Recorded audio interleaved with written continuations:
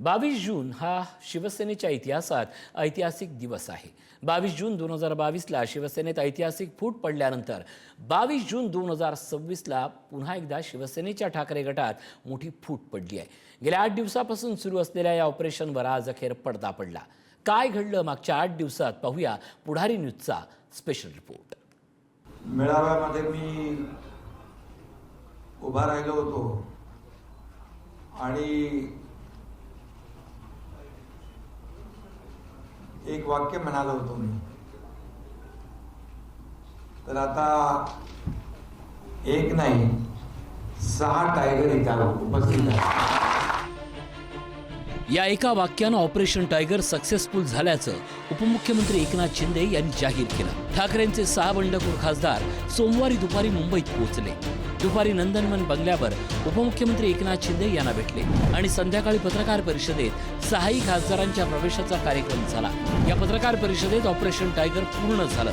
मात्र या ऑपरेशनची सुरुवात 8 दिवसांपूर्वी नव्हे तर जवळपास 1.5 वर्षापूर्वी झाली होती। 2024च्या विधानसभा निवडणुकीत महायुतीला अभूतपूर्व यश मिळाल्यानंतर एकनाथ शिंदे यांनी ठाकरे गटातील नाराज खासदारांवर लक्ष केंद्रित केलं। फेब्रुवारी 2025 मध्ये दिल्लीतील डिनर डिप्लोमसीनं पहिला संकेत दिला। तेव्हा ठाकरे गटाचे काही खासदार केंद्रीय राज्यमंत्री प्रतापराव जाधव यांच्या निवासस्थानी पोहोचले आणि ऑपरेशन टायगरच्या चर्चेला सुरुवात झाली। या घडामोडीनंतर उद्धव ठाकरे आणि आदित्य ठाकरे यांनी तातडीनं मोर्चे बांधणी केली। दिल्लीत खासदारांची बैठक झाली। नाराजी दूर करण्याचा प्रयत्न झाला। सर्वांनी एकत्र राहण्याची वज्रमूठ बांधली आणि ऑपरेशन टायगर काही काळासाठी थांबलं, पण नाराजी संपली नव्हती। स्थानिक स्वराज्य संस्थांच्या निवडणुकांमध्ये पक्षाकडून पुरेशी मदत मिळाली नाही। मतदारसंघातील प्रश्नांकडे दुर्लक्ष झालं। मातोश्रीवर सहज भेट मिळत नाही अशा तक्रारी खासदारांकडून सातत्यानं पुढे येत राहिल्या। याच काळात शिंदे दिल्ली आणि मुंबईत सातत्यानं हालचाली करत होते। भाजपच्या वरिष्ठ नेतृत्वाशी चर्चा सुरू होती। योग्य वेळ आणि योग्य आकड्यांची जुळवाजुळव सुरू होती। 2026च्या अर्थसंकल्पीय अधिवेशनात पुन्हा संपर्क वाढला। काही खासदारांना ऑफर देण्यात आल्या।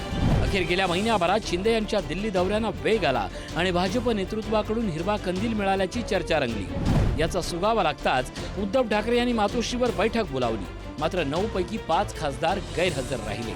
तेव्हाच बंडाचे संकेत स्पष्ट झाले होते।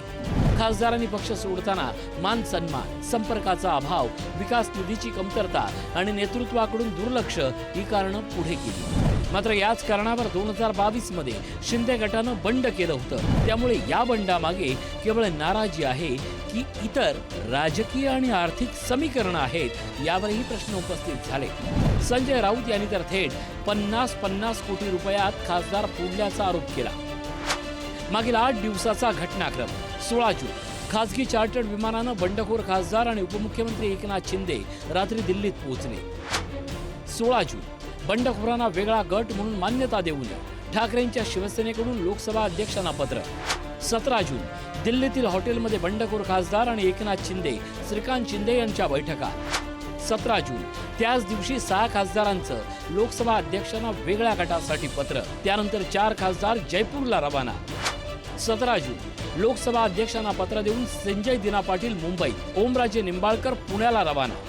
17 जून एकनाथ शिंदे, संजय राऊत, अरविंद सावंत, राजाभाऊ वाजे यांनी पत्रकार परिषद घेतली। 17 जून ठाकरे गटाच्या शिष्टमंडळानं लोकसभा अध्यक्षांची भेट घेतली। ऑपरेशन थांबवण्यासाठी शर्थीचे प्रयत्न। 18 जून बंडखोर खासदार जयपूरला रवाना झाले। संजय राऊत यांनी पत्रकार परिषद घेऊन दिल्लीत फुटीर खासदारांवर टीका केली।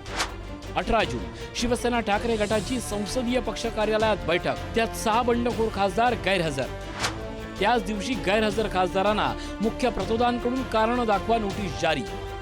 ठाकरे यांच्या सोबत असलेले सर्व खासदार मुंबईत वर्धापन दिनासाठी परतले। शुक्रवार 19 जून मुंबईत वर्धापन दिन। दोन्ही बाजूंनी एकमेकांवर टीकेचा भडीमार।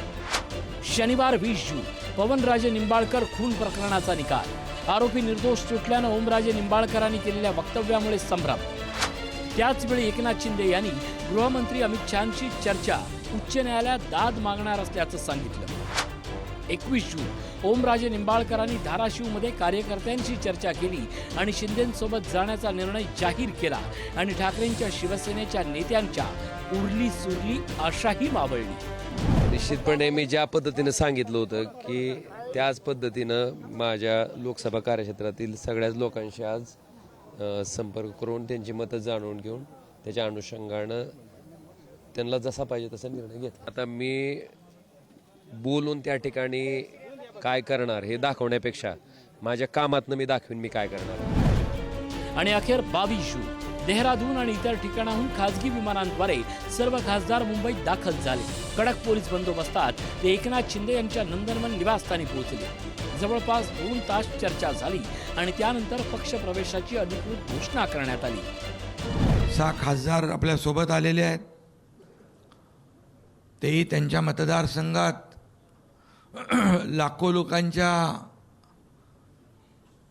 मतदानावर निवडून आलेले आहेत आणि जे खासदार आपल्याकडे आलेले आहेत त्यांच्या मतदारसंघातली कामं, विकास कामं, त्यांचे प्रश्न, त्यांचे प्रकल्प जे आहेत ते प्रामाणिकपणे सोडवण्याचं काम शिवसेना करेल.